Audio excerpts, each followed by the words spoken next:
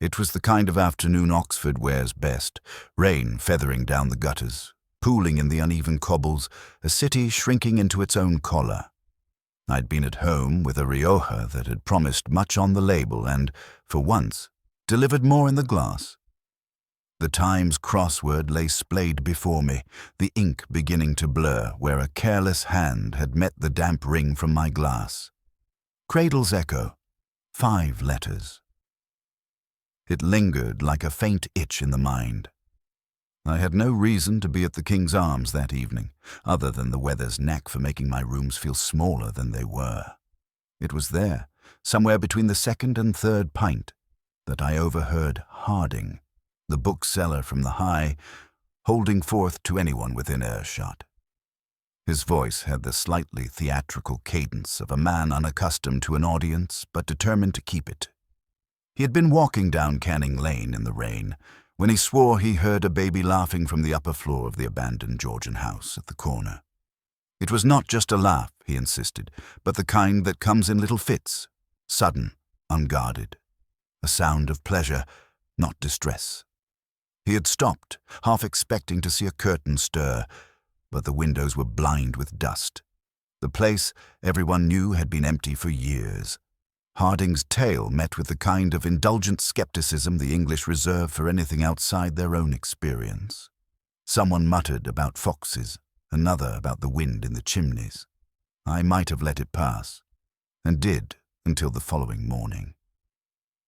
The Oxford Mail had tucked the item in the lower column of page 3.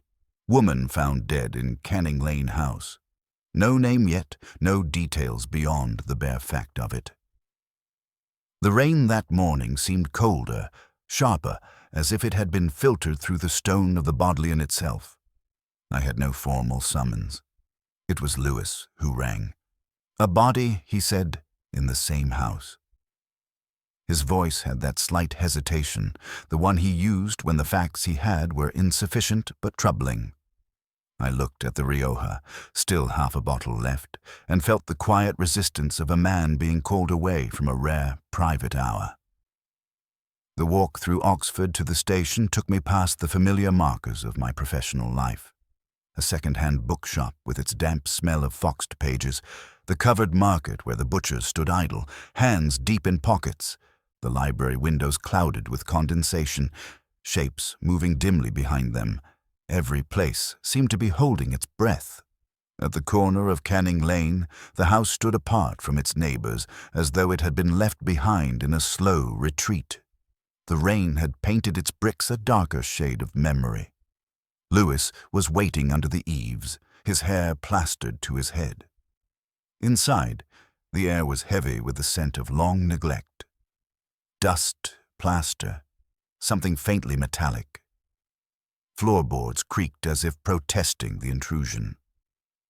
The drawing room held the body, a woman, perhaps in her 50s, lying as though she had once been standing very straight and then forgotten to remain so. The face was turned away.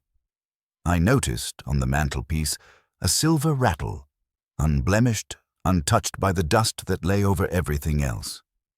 Lewis said something about the coroner's estimate, but I was already elsewhere in my thoughts. Back outside, the rain slackened to a mist. I thought again of Harding's account, the laugh in the darkness, and of the crossword clue, Cradle's echo. I had not yet solved it, but the shape of the answer was beginning to form at the edges, like a face glimpsed through misted glass. Something, I felt, had already spoken to me from that house, though I had not yet understood the language. I told Lewis we'd begin in the morning. That night, the Rioja remained unopened on the table, the crossword unfinished. Some sounds, I've learned, will not leave you. The key turned reluctantly in the swollen wood, and the front door yielded with a sigh, as though it had been holding the weather out for decades and was weary of the effort. Lewis went in first, his tread heavier than mine, disturbing the air in that way younger men do, as if space were merely something to be occupied rather than considered. Inside, the smell was the first thing. Not the sharpness of rot, but the dulled, resigned odor of plaster and fabric slowly surrendering to damp. Wallpaper the color of old bone curled away from the walls, its edges frilled like burnt paper. The hall was narrow, choked with shadow. It felt less like entering a house than stepping into someone else's paws. We found her in the drawing room, Caroline Fenton, as the neighbor had finally supplied through a half-open door across the street. A woman past her first youth, but still holding the remnants of a face that must once have caught the eye in a crowded room. She lay on her side, the tilt of her head making the angle of the neck seem wrong, though the skin at her mouth suggested neither struggle nor peace. Lewis muttered something about a fall from the stairs, pointing to the worn curve of the banister above. I knelt beside the body, my knees complaining as they always do now, and noticed the dust patterns on the carpet. One set of marks where something had been dragged aside, a chair perhaps, and replaced. I did not comment. The mantelpiece drew me. Everything else in that room wore the dull coat of months, years perhaps, without attention, but there, gleaming faintly even in the weak morning light, lay a silver rattle, the sort given to a child whose parents read the Times rather than the Mirror. Its surface bore no fingerprint smears, no misting of neglect. Either it had been placed there very recently, or someone had made a point of preserving it. Both possibilities seemed equally absurd. We moved from room to room. The furniture remained in place, as though waiting for an owner delayed by a matter of hours rather than decades.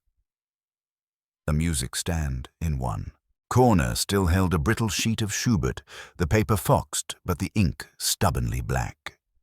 The kitchen sink bore the ring of an old teacup, the cup itself still on the side, handle missing. From the garden door, a woman in a wool coat was visible at the fence, pretending to adjust her scarf. Lewis, ever the diplomat, went out to her. I watched through the warped glass as she leaned in, speaking low. Later, he told me she'd mentioned seeing lights upstairs some nights, hearing music that stopped when she tried to locate it. Once, she said, she thought she heard laughter, a child's perhaps, but she had been half asleep and it was raining. While Lewis occupied her, I bent to pick up something from under a chair near the fireplace. A scrap of paper, the torn edge jagged, the writing not quite legible in places. A poem. I recognized the rhythm before the words. The hand was small, precise, the kind one associates with women of a certain schooling. I could not place it, though I felt sure I had read the lines before, perhaps in a volume borrowed and never returned. I slipped it into my pocket without remark. There are moments in an investigation when sharing a thing too early allows it to dissolve in the air between you, losing whatever strange gravity it might have had in the mind. Upstairs, the air was colder. A bedroom faced the street, its curtains half drawn, the bed neatly made beneath a film of dust. On the dressing table stood a photograph frame turned face down. I left it that way. Sometimes it is better to meet a thing on your own terms, not when the day is already thick with first impressions. When we stepped back into the street, the rain had begun again, tapping lightly on the bonnet of the car. The neighbor had retreated indoors. I thought of the rattle on the mantelpiece, its absurd brightness in that stale room, and of the poem fragment in my pocket. Somewhere between the two, I suspected, the house was waiting to tell its story. Oxford, like most old cities, contains circles within circles, not all of them charitable. Caroline Fenton's was no exception, the kind that gathered at private viewings and faculty dinners, where wine was poured without generosity but with great ceremony, and conversation ran to books no one had quite finished reading. Lewis and I began with Dr. Adrian Vale. He received us in his rooms at St. Ethelwold's, surrounded by tall bookcases groaning with the usual mixture of Greek tragedians and contemporary literary criticism. He had the manner of a man accustomed to filling silence, his sentences strung with decorative clauses that concealed the absence of anything useful. Vale spoke of Caroline as one speaks of a colleague who had become, over time, a fixed point in the landscape, not quite friend, not quite rival. She had, he said, been a generous hostess, if occasionally too willing to embroider the truth for dramatic effect. As he ushered us out, he attempted a flourish of poetry, remarking that Caroline had been one to seek knowledge like a sword in the stone. I knew the line he meant, Tennyson's, but he had misplaced both the sword and the stone in the original. An academic slip, but one worth filing away. A man who misquotes in comfort may also misremember in convenience. Margot Ellison lived in a terraced house off the Iffley Road, her sitting room dominated by a cello case in one corner and the faint resin smell of bow hair. She was a woman of delicate bearing, the kind whose face is marked not by age, but by the weight of something long carried. Caroline had been kind to her, she said, when Margot's husband died unexpectedly. There was a rumor, I ventured, of her closeness to Vale. Margot's bow hand tightened imperceptibly. Vale, she replied, was a man in love with the sound of his own voice. She preferred quieter company. Hugh Copley was harder to track down, eventually located in the upper reading room of the Bodleian, peering at a vellum manuscript as if it might personally apologize for existing. A medieval historian with debts, Lewis had confirmed that much, and a reputation for acerbity. Copley spoke with precision, each word weighed as though careless language might corrode his credentials. Yes, he had known Caroline. No, he had not been inside the house on Canning Lane for many years. At this point, his gaze shifted, briefly but distinctly, to the window, a glance that said either he was searching for the right date or avoiding the wrong one. When pressed, he claimed the memory was not immediately at hand. It was a peculiar phrase. Memory, in my experience, either is or is not at hand. Its absence is rarely so neatly phrased. Rachel Fenton was last and least forthcoming. She met us in a small cafe near the station, her coffee growing cold while she dismantled a croissant into smaller and smaller pieces. Yes, Caroline was her mother. No, they were not close. No, she did not wish to elaborate. She asked if she could go. The words were polite, but the eyes not. I could see in her the inheritance of some of Caroline's features, though sharpened by something more defensive.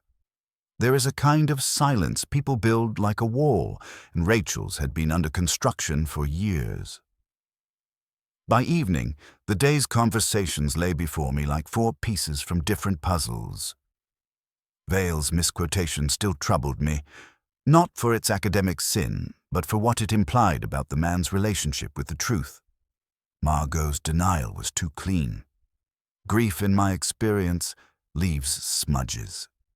Copley's hesitation when asked about the house was almost a reflex, a flinch of thought, and Rachel's refusal to speak of her mother, whether born of anger, shame, or something still more intricate, was the one certainty I felt I could trust.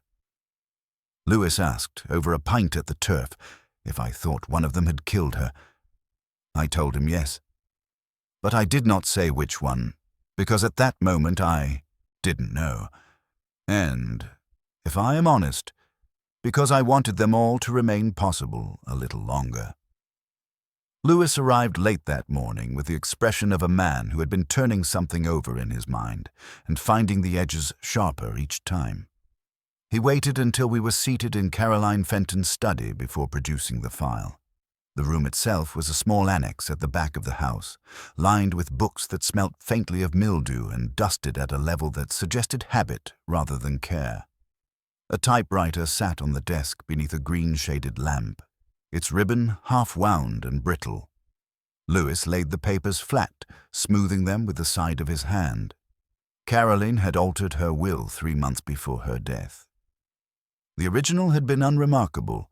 Her daughter, Rachel, sole beneficiary. The revision stripped Rachel's name entirely, replacing it with something Lewis read aloud without inflection: the Lachesis House Literary Trust. The name lingered unpleasantly in the air. Lachesis, the second of the three fates, the measurer of life's thread. I felt the old familiar itch when a classical allusion appears where it has no business. Lewis, unmoved by Greek mythology, remarked only that the trust seemed obscure to the point of invisibility. He had found no offices, no board members, just a postal box in Jericho and a bank account in the trust's name. I let him work through the inventory of her possessions while I drifted along the shelves, reading titles more by instinct than reason. The books spanned decades, a slow accumulation of intellectual strata.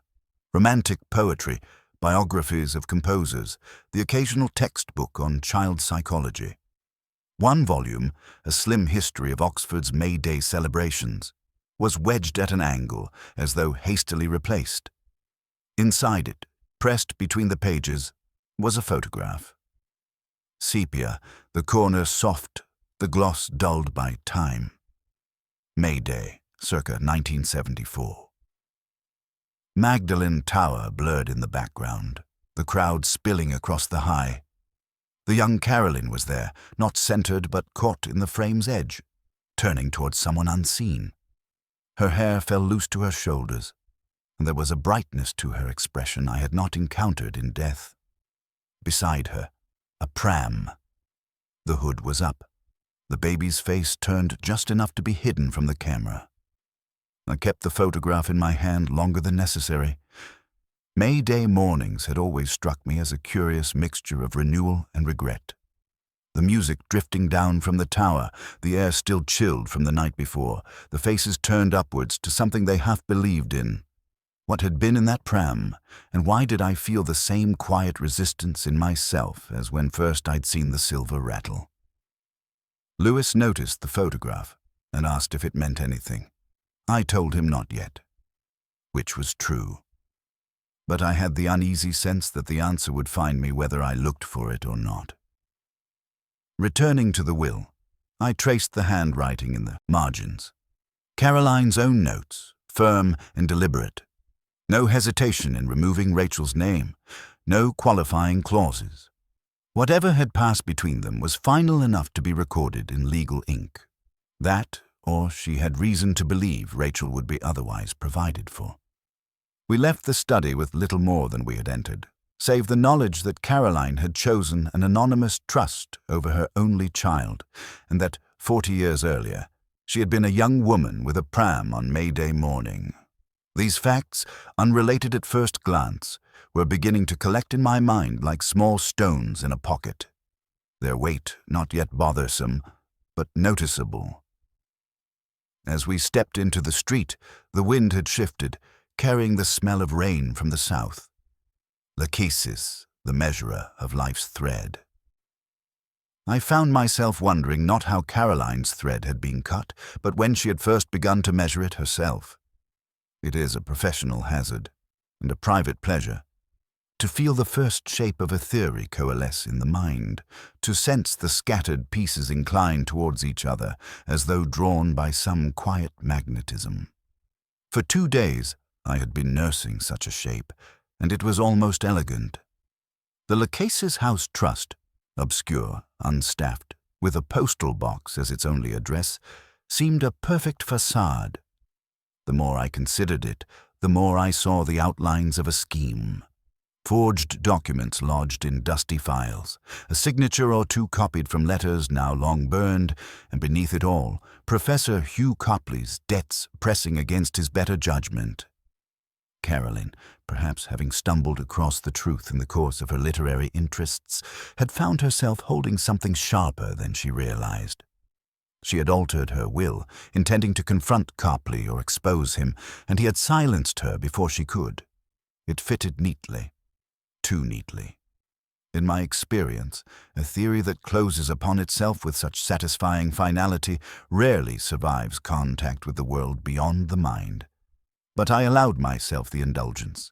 I pictured the sequence of events, the quick anger, the fall on the stairs, the sound, perhaps, of that rattle set deliberately on the mantelpiece, a symbol or a warning no one else would decode. Lewis, bless him, found my construction plausible enough to warrant the administrative grind of confirming it.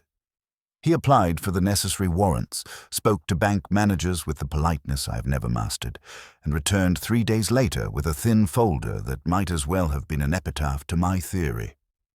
The trust was genuine. Set up in 1978 by one Henry Colburn, poet, minor figure in the literary circles of his day, now some decades dead. The stated purpose: to fund emerging writers of promise, to preserve manuscripts otherwise in danger of neglect. No fraud, no missing funds, no artifice beyond the usual pretensions of the literary class. Colburn had left a modest estate and a series of endowments. The accounts were intact, the trustees legitimate, and Copley's name nowhere near the paper trail. It is not easy to be disabused of one's neatest ideas, but Lewis insisted on doing it over pints at the King's Arms, which softened the blow. He let me have the first sip before delivering the final, incontrovertible fact. Caroline Fenton had been a trustee herself for nearly 20 years. There was no sign she had ever sought to profit from the role. If anything, she had donated to the trust in the past. I told Lewis, truthfully, that this left me with very little. He replied, truthfully, that we still had the photograph, the neighbors' stories of music and lights, and 4 people who seemed to know more than they were willing to say. That night, alone, I poured myself a whiskey instead of Rioja and laid the photograph on the table. The young Caroline's half-turned face seemed to contain a brightness foreign to the woman I'd seen on the floor of that drawing room. The pram beside her was an ordinary thing, collapsible, canvas hood raised against the May morning chill. But the baby's face, hidden, almost deliberately turned from the lens, was what kept my mind circling the image. It is a habit I cannot break, to look not only at what a photograph shows, but at what it refuses to. And here the refusal was absolute. A woman with no known small children in 1974, standing beside a pram on May Day, a baby whose face would not be seen. If the trust had no fraud to hide, perhaps the photograph did. I left the whiskey unfinished. Some puzzles cannot be approached directly. They must be allowed to turn in the dark for a while, until the shape they make can be seen without the distraction of light.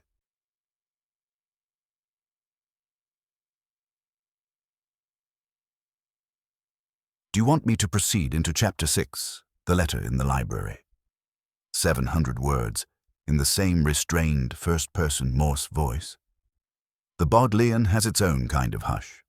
Not silence exactly, but a sound composed of turned pages, the slow exhalations of scholars, and the faint, dry rustle of centuries in paper form. It is the sort of place that makes even the least superstitious person conscious of ghosts. I signed the request slip in my usual untidy hand and passed it to the desk. Colburn, Henry, manuscripts and correspondence. The archivist, a young man in an overstarched collar, looked as though I'd asked for the original Magna Carta, but he nodded and vanished into the stacks. When the box arrived, I took it to a seat by the far wall. The papers had the faint smell of long-shut rooms, dust, ink, a trace of tobacco. There were the usual things. Drafts of poems with the careful crossings out of a man who doubted every second word. Letters to editors pleading for advances. The occasional unpaid bill. It was inside a first edition of his collected poems, 1976, that I found the envelope. No address. The paper was the cheap lined sort one buys in a hurry, the ink a faded blue. I unfolded it with the delicacy of a bomb, disposal officer, half expecting it to disintegrate in my hands. Caroline, the little one in the house on Canning Lane, is not forgotten. She is yours more than you think. Protect her from the pieties of others and from your own impulse to deny. Truth is the only heir worth protecting. The rest will pass with us. H.C. The words left a faint pressure in the air around me, as though Colburn had stepped momentarily back into the room to see how I would take them. The little one. A pram. May Day. 1974. And the word carried all the weight of Caroline's altered will, the excision of her own daughter, the gift to Lachesis' house. I was still reading the letter a third time when the sound of a chair scraping caught my ear. Margot Ellison, hair swept back, cello case strap slung across her shoulder, was standing 2 tables away, a sheaf of music manuscripts under one arm. She had the slightly guilty look of someone who had found a police inspector where she expected only students. "Inspector," she said, her voice low, as though afraid to wake the books. "I didn't know you were—" She broke off, the sentence discarded in favor of a small, tight smile. I closed the Colburn volume a fraction too quickly, but her eyes had already drifted to the box of papers in front of me. Musicians are trained to notice rhythm, and there was a rhythm in her glance. Brief, assessing, quickly withdrawn. "Looking for inspiration?" she asked. "Always," I said. "And you?" She tapped the manuscripts in her arm. "Bach, safer company than most people I know." Then, with a slight nod, she moved towards the exit. It would have been unremarkable, but for the hesitation, half a heartbeat, when her gaze met mine after I mentioned Colburn's name in passing. A flicker, nothing more, but enough for me to file away. Surprise at seeing me was one thing. Surprise at the name of a poet dead for 20 years was another. When she was gone, I opened the letter again. Canning Lane was a narrow street north of the canal, hardly more than a run of terraced houses and a corner shop. I could not recall Caroline ever having lived there, but Oxford has a way of concealing its past in plain sight.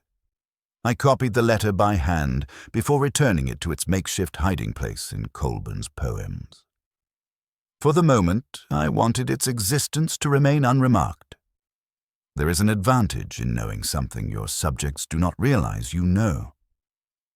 The archivist gave me a courteous nod as I left. Outside, the air had the thin chill of early evening, and the tower of the Radcliffe camera glowed faintly gold. Somewhere, in the half-lit stacks of the Bodleian, Henry Colburn was still keeping a promise, and I was beginning to suspect that promises, like wills, are rarely altered without consequence. Margot didn't come to the station. She insisted we meet at her flat, top floor of a Victorian conversion on Banbury Road, the sort of place whose skirting boards had been painted over so many times they'd lost all definition. She answered the door in a shawl the color of weak tea, hair loose, eyes that registered both caution and fatigue. "You've been avoiding me," I said. She smiled faintly. "Avoiding questions, Inspector. Not quite the same thing." Inside, the air was warm with the smell of oolong and dust. A cello leaned against the wall by the window, a stack of unpaid bills acting as an improvised music stand. She poured tea without asking and waited for me to speak. "Margot, the night Caroline died, where were you?" Her fingers tapped once on the porcelain cup. "I was at her house." I let the pause stretch. "Why?" "I'd been putting it off for weeks," she said, eyes down. "The Canning Lane place. It's worthless, really, but selling it might have cleared what I owe. Caroline knew about the bills, the treatment. I thought she might be persuaded." "You were asking for money?" "For help," she corrected with a small lift of the chin. "I thought she might see it as tying off loose ends. I didn't expect—" Her voice trailed, and for a moment she looked smaller, diminished. "What happened?" We argued. She said the house wasn't hers to sell. I accused her of being selfish. She laughed, a short, cold laugh, and turned away. I reached for her arm. She stumbled, hit the sideboard.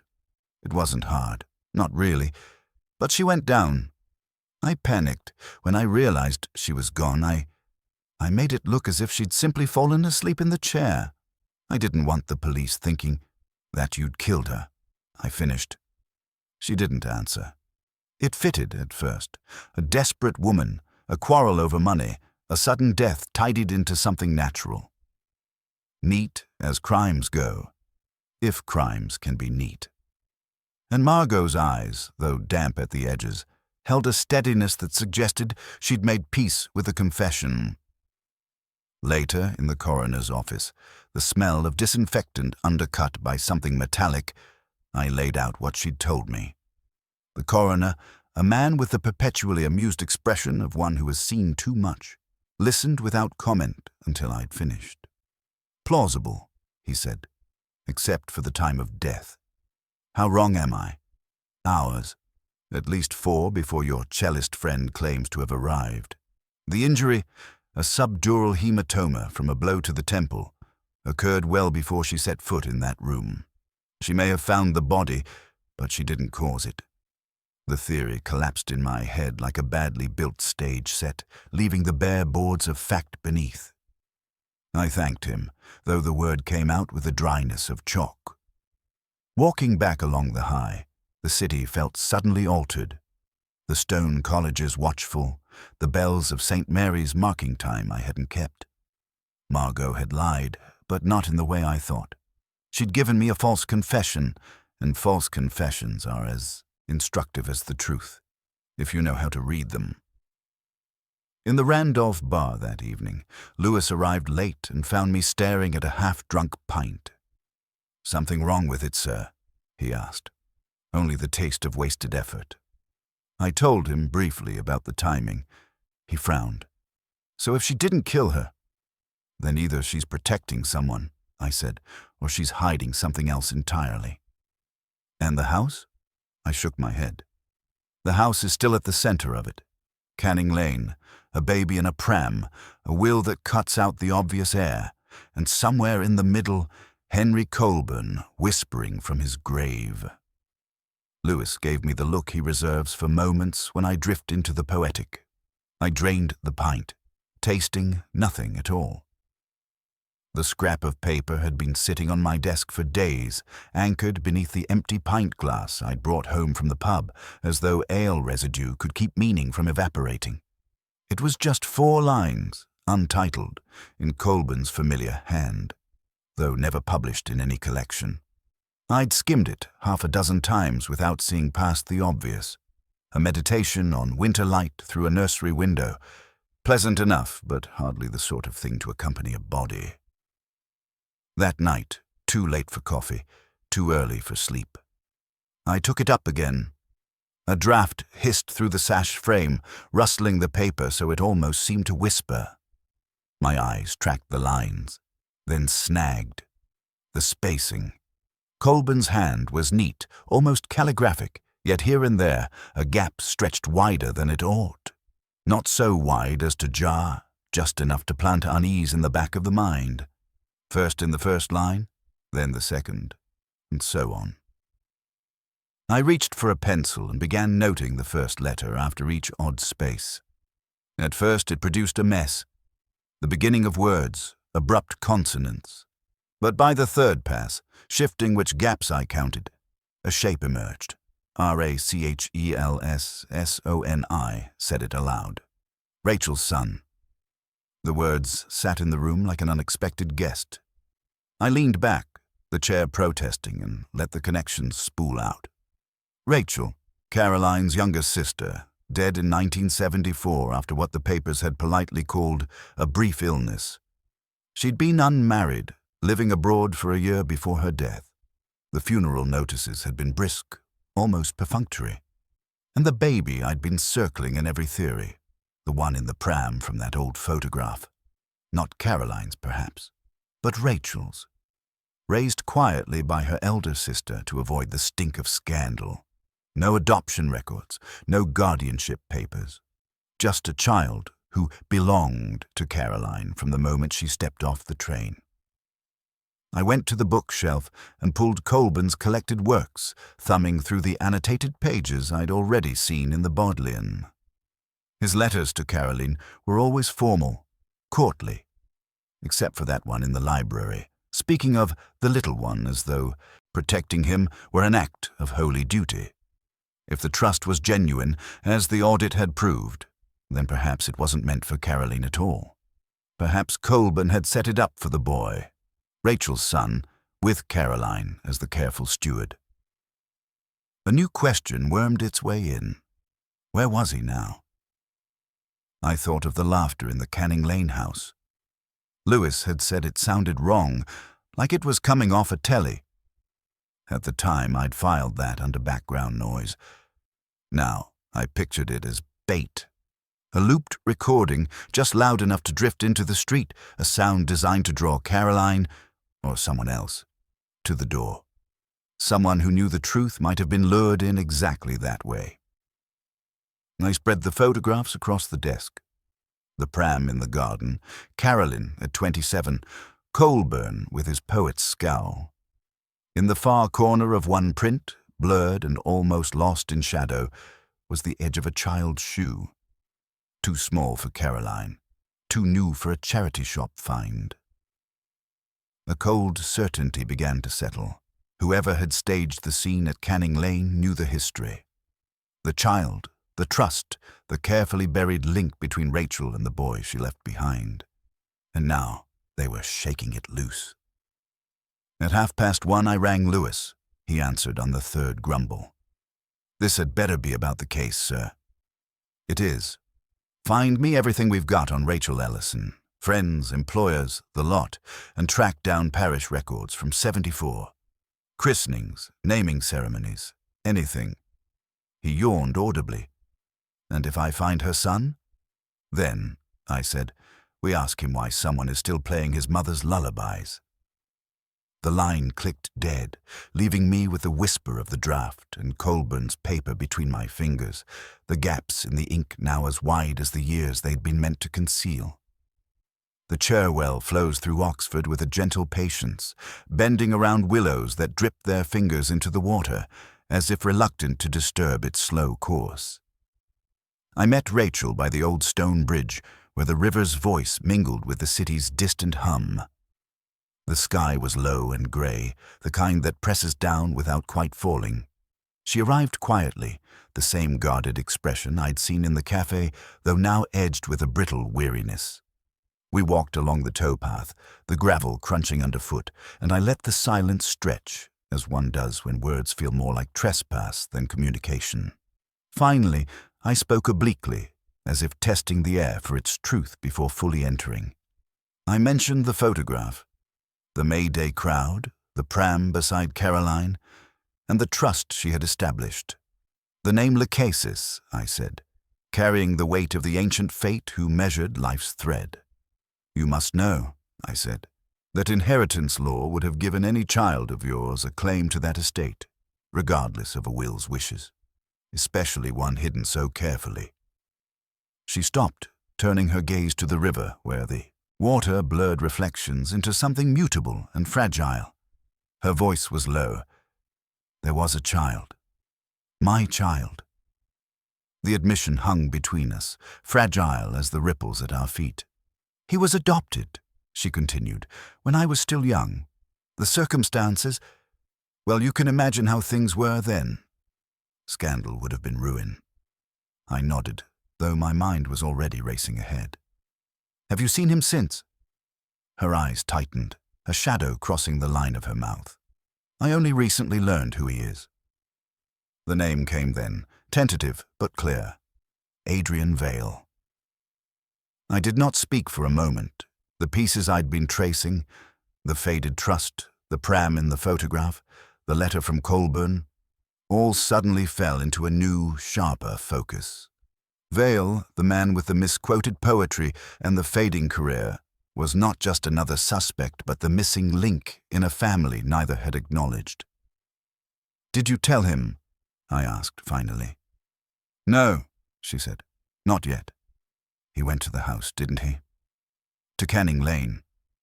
She looked away, the first flicker of shame or fear or something deeper. "Yes, to speak with Caroline, to understand. But it ended badly. A quarrel, sudden, fierce. The accident was unintentional." I could imagine it. Two people, bound by blood and silence, unraveling in a room filled with dust and secrets. "It changes things," I said quietly, more than I expected. She nodded, stepping closer to the railing. Below, the water slid past, uncaring. "It explains the laughter," I said. "The echo you heard that rainy afternoon. It might have been a recording, a lure to bring him back." Rachel's face was unreadable, but I sensed relief, or perhaps only resignation. Our walk ended with no promises, no declarations, only the slow murmur of the chair-well and the weight of long-buried truths now lifted to the surface. As I watched her disappear down the path, I felt the faint stirrings of both resolution and regret, knowing the case was far from over, but that a new chapter had begun. The abandoned house on Canning Lane wore its silence like a shroud, each creak of floorboard and whisper of draft seeming to carry the weight of secrets long confined. I arranged for Vale to come under the pretense of discussing the estate, one final private conversation before the matter concluded. The dusk settled like a soft curtain as I waited with Lewis in the dim drawing room where Caroline had taken her last breath. Vale arrived with the hesitance of a man who carried unseen burdens, his eyes flickering to the silver rattle still resting on the mantelpiece, immaculate among the dust and decay. He had aged since our first meeting, the charm faded, replaced by a brittle, restless energy. I could see the lines carved by regret and the slow erosion of hope. The conversation began cautiously. I spoke of the trust, of inheritance, of shadows that refused to lift. I watched as he struggled to maintain a mask, the habitual eloquence faltering. Eventually, the dam broke. He recounted the night in a voice low and raw, a tale of confrontation, denial, and sudden violence. Caroline had refused to acknowledge him as her grandson's father. The rage that followed was less about anger and more about a grief too sharp to contain. He said he had reached out, hoping for recognition, and she had shoved him away, harder than she intended. There was a scuffle, a moment lost to time, and then the sickening sound of her fall. I listened without interruption, the room holding its breath alongside me. Vale spoke of the cassette tape, the baby's laughter, recorded and preserved by Caroline as a last tether to joy, a fragile echo of innocence lost. It had been set to play quietly through the old speakers, a sound meant to comfort herself, but which had drifted beyond the walls, haunting the empty house. Lewis stepped forward quietly, the formalities of arrest unfolding without fanfare. Vale offered no resistance, his resignation palpable. There was no spectacle, no dramatic confession shouted into the night, only a quiet acceptance of the consequences long simmering beneath his skin. As they led him away, I remained behind, staring at the silver rattle and the fading light that slanted through the cracked window panes. The house seemed to exhale, as if relieved to shed its burden. The case had closed, but the ache lingered. An old wound reopened and only partially healed. The quads of Oxford in the evening hold their breath beneath a sky smeared with bruised violet clouds, the fading light washing the stone facades in a melancholy glaze. Walking alone, I traced the echoes of the case. Caroline's will, the quiet betrayals, the fragile intersections of grief and pride that had shaped so much. Lachesis, the measurer of life's thread, haunted the edges of my thoughts. Caroline's decision to cut her daughter from her will, the secret child raised in silence, the tangled connections forged and severed in shadows. Fate, it seemed, was both cruel and capricious, weaving patterns that only revealed their meaning in hindsight. The case had closed, but the threads remained knotted, the endings uneasy. I found myself wondering if Rachel would ever forgive Adrian Vale, a man shaped as much by absence as by the weight of his own failings, or if the revelation would deepen the wounds she carried. Returning to the Bodleian, I placed the letter from Colburn back within the volume of his collected poems. The pages whispered faintly, as if stirred by some unseen breath. I lingered over one line, underlined in a careful hand. The thread is cut, but the spindle still turns. A paradox befitting a city where past and present entwine endlessly. where every stone bears witness to stories half remembered and half forgotten.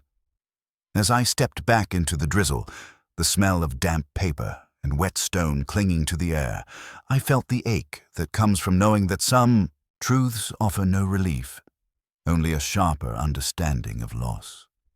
Oxford, for all its grandeur, remains a place where the quiet tragedies of ordinary lives play out beneath the watchful gaze of its spires, and where the thread of one life story can unravel slowly, measured by hands unseen. Weeks had passed since the last footsteps fell heavy across the creaking floorboards of the Canning Lane house. Now the place sat shuttered and silent, its windows obscured by rough boards, the peeling wallpaper hidden beneath a new layer of dust and shadow. The street carried on around it, indifferent to the stories woven into its walls, as if the house itself were a silent relic, forgotten in the steady hum of Oxford life.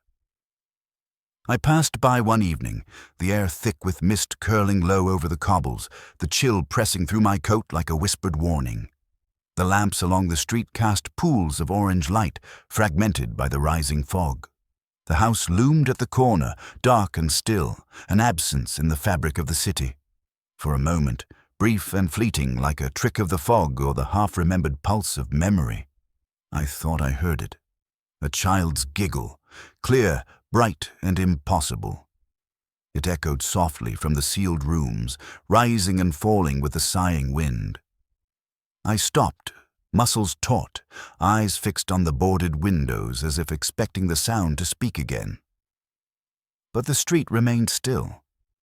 No footsteps, no shadow, only the faint rustle of leaves in the gutter and the distant toll of a bell marking the hour. I did not investigate further. Some echoes, I've learned over the years, are better left unpursued. They linger in the spaces between fact and forgetting, in the corners where grief and hope quietly collide. Turning away, I pulled my collar tighter against the damp and started walking. The mist curled around me, soft and unrelenting, as Oxford's ancient stones seemed to lean in closer, listening. In this city, even silence remembers.